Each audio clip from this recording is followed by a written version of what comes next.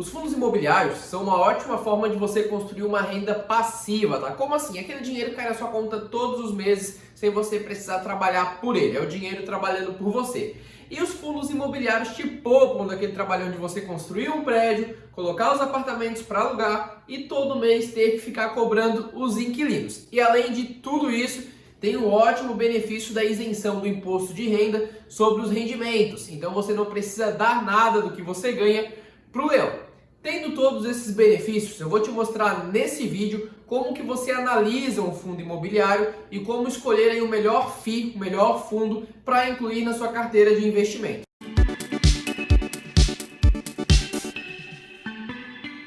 Se você acabou de cair de paraquedas aqui no canal, não perde tempo e já se inscreva aqui embaixo no botão vermelhinho e lembra de ativar o sininho. Assim você recebe uma notificação toda vez que sair um conteúdo novo por aqui. Então, sem enrolação, indo direto ao ponto, vou trazer alguns pontos bem importantes que você deve se atentar na hora de escolher um fundo imobiliário para incluir na sua carteira. O primeiro ponto é qual o tipo desse fundo imobiliário. Existem basicamente dois tipos. O primeiro é o chamado fundo de tijolo, fundos imobiliários de tijolos.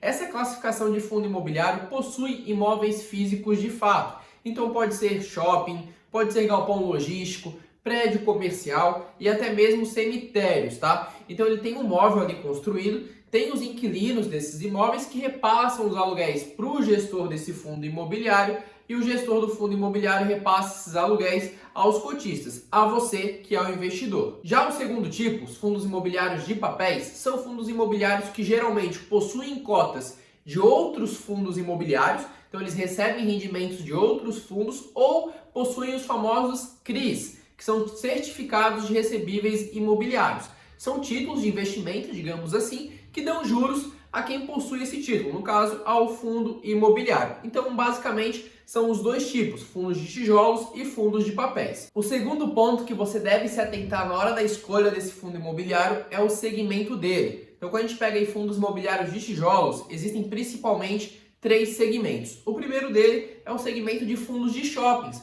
Então é um fundo imobiliário que investe aí predominantemente em imóveis alocados para shoppings de fato. Esses fundos imobiliários costumam aí pagar rendimentos acima da média quando a gente compara com os outros, tá? O segundo tipo, fundos imobiliários de galpões logísticos. Então são imóveis alocados por grandes empresas para serem utilizados como centros de distribuição. Então a gente pega, por exemplo, a Magazine Luiza, que é bem focada hoje no e-commerce, vendas pela internet, ela precisa de um centro de distribuição para manter seu estoque e distribuir para os compradores. Então esses imóveis de galpões logísticos são utilizados por grandes empresas com esse fim. É em um ramo aí que a galera diz que tem bastante futuro e que tem bastante investidor aí confiante com esse segmento, tem crescido muito. O terceiro segmento é o segmento de fundos imobiliários de lajes corporativas, que nada mais são do que prédios alocados para salas comerciais, para escritórios, para sedes administrativas de empresas e tudo mais, tá? Inclusive esse segmento aí está sendo bem polêmico hoje em dia, porque a galera diz que o home office veio para ficar, que toda a empresa agora vai aderir ao home office e esses fundos imobiliários de lajes corporativas tendem a cair um pouco em seus rendimentos. Eu não concordo muito com essa opinião, mas isso é uma coisa importante que você deve se ater na hora da escolha do seu fundo imobiliário. Então você pode perceber que nesses três segmentos, cada um deles tem suas particularidades e tem seus pontos aí, digamos, de risco, digamos assim. Terceiro ponto, é um dos pontos que eu considero mais importantes na hora dessa análise, que é a diversificação, tá? Existem praticamente dois tipos de fundos imobiliários, os monoativos, ou seja, que tem somente um ativo, e os fundos imobiliários com mais de um ativo, tá? Qual que é o risco de você investir em um fundo imobiliário que tem somente um ativo? Pensa o seguinte, ele tem somente um prédio e somente um inquilino. Se esse inquilino resolve sair, você fica sem aluguel. Então aquele rendimento mensal que você contava vai por água abaixo. E se acontece algum desastre natural, se acontece alguma coisa e aquele prédio vem desabar, por exemplo, no pior dos cenários, que tem que ser levado em conta, você fica sem nada, você perde todo o seu investimento. Então, o melhor investimento para mim em fundos imobiliários são naqueles que possuem a tripla diversificação. O que seria essa tripla diversificação? Seguinte, mais de um inquilino, então se sair um inquilino ainda tem outro para pagar o aluguel, mais de um imóvel, se acontecer algo em um imóvel, tem outro para estar sustentando seus rendimentos mensais, e imóveis em mais de um estado. Então você aí diversifica seu risco geográfico, né? Você fica suscetível a leis diferentes estaduais. Então a tripla diversificação é a melhor diversificação, na minha opinião, porque você tem uma diversificação intrínseca dentro daquele fundo imobiliário. Tendo somente um fundo na carteira, você já estaria diversificado. Ao contrário do fundo imobiliário monoativo, que tem um risco altíssimo, e eu não gosto de investir nesse tipo de fundo, tá? Mas vai a seu critério e vai a sua opinião. Mas é um ponto aí bem importante para você ter em mente na hora de analisar um fundo imobiliário. Se você está gostando desse conteúdo até agora, deixa eu te fazer um convite. Clica no like aqui embaixo, que isso me mostra se você realmente está gostando do vídeo e se eu devo continuar fazendo vídeos dessa forma, tá? Isso serve como um termômetro para eu estar avaliando aí o meu conteúdo. Isso fortalece também bastante o nosso trabalho. Então conto com o seu like, hein?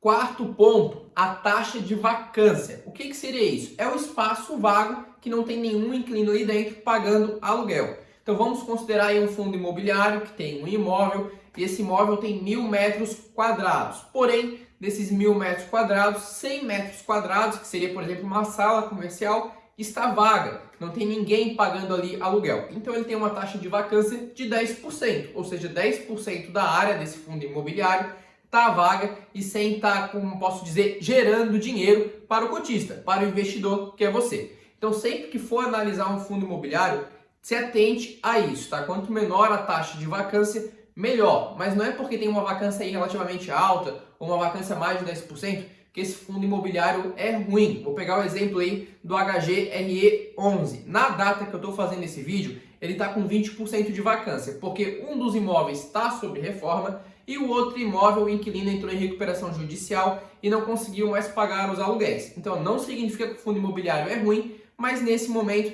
ele está com uma taxa de vacância relativamente alta e que você deve levar em consideração na hora de investir nesse FII, tá? É um ponto que eu gosto bastante também. O quinto ponto é o Dividend Yield. Como assim, Antônio?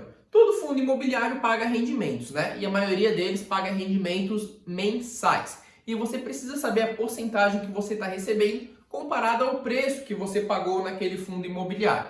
Então, vou te dar um exemplo. O fundo imobiliário X, você pagou o preço de R$100 por cota. E esse fundo imobiliário te dá R$10 aí de rendimentos por ano. Ou seja, você tem um dividend yield de 10% ao ano. Porém, estamos passando por uma crise e esse fundo imobiliário que antes custava R$100, agora ele está custando R$50. Mas ele continua distribuindo R$10 também. Ou seja, o dividend yield já passa a ser de 20%.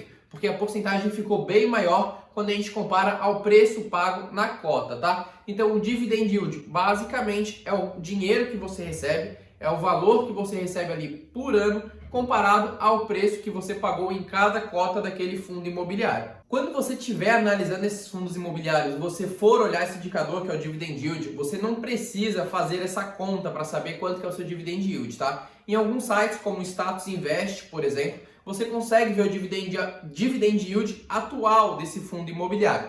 Mas ao longo do tempo, o preço da cota tende a subir e o preço que você pagou é um preço mais barato, né? Então você pode calcular manualmente o preço que você pagou e os rendimentos atuais desse fundo imobiliário. Mas se você quiser saber em relação ao preço daquele dia, você pode estar utilizando sites de análise como Status Invest, Funds Explorer, FIIs.com.br para você verificar esse indicador aí pronto para você. E por último, mas não menos importante, é o indicador do preço sobre o valor patrimonial por cota desse fundo imobiliário. Como assim? Pensa comigo nesse exemplo, tá? Digamos que um fundo imobiliário X tem 10 imóveis e o valor patrimonial desses 10 imóveis, ou seja, o valor de mercado desses imóveis, está avaliado em 100 milhões de reais. Beleza. E esse fundo imobiliário tem suas cotas ali distribuídas na Bolsa de Valores, né? E você quer saber quanto que é o valor patrimonial por cada cota. 100 milhões a gente sabe que é tudo, mas quanto que vale cada cota de acordo com o valor patrimonial? Então você vai pegar esses 100 milhões de reais e vai dividir pelo número de cotas existente ali na Bolsa de Valores, tá? Vamos supor que são 500 mil cotas. Então quando a gente divide aí 100 milhões de reais por 500 mil cotas, dá o valor por cota, o valor patrimonial por cota de R$200. Então com esse parâmetro, você já consegue ter uma boa base para saber se o preço está caro ou barato daquele fundo imobiliário. Como assim? Se ele estiver custando, por exemplo, R$180 e o valor patrimonial por cota está em 200, você sabe que ele está relativamente barato. É como se você estivesse comprando uma nota de R$5 com apenas R$1. Você paga menos do que ele vale. Então isso é barato. Porém, se tiver um pouco mais caro, por exemplo, está em R$220, não significa que ele está relativamente caro. Mas você já acende uma luzinha de atenção assim na sua análise, porque você sabe que você está pagando mais do que ele realmente vale. Mas não necessariamente isso é ruim, tá? Esse fundo imobiliário pode ser muito bom, a concorrência para ter ele em carteira pode ser muito alta e a galera está disposta a pagar mais do que ele vale. Mas é um ponto de atenção na hora de fazer essa análise. E da mesma forma que do dividend yield, você não precisa ficar fazendo esse cálculo toda vez que você quiser saber o valor patrimonial por cota, tá? No mesmo site ali no Status Invest, no Funds Explorer ou no FIS.com.br já tem ali um gráficozinho do valor patrimonial, como eu vou deixar aqui no lado para vocês estarem vendo, tá? Então não se preocupe em estar fazendo esses cálculos aí manualmente, porque nesses sites de análise já tem tudo prontinho, tudo mastigado para você. Esses foram os pontos mais importantes que eu considero na hora da análise de um fundo imobiliário. Espero que você tenha gostado desse vídeo e lembre de deixar o like, isso é bem importante para fortalecer o nosso trabalho. Até o próximo!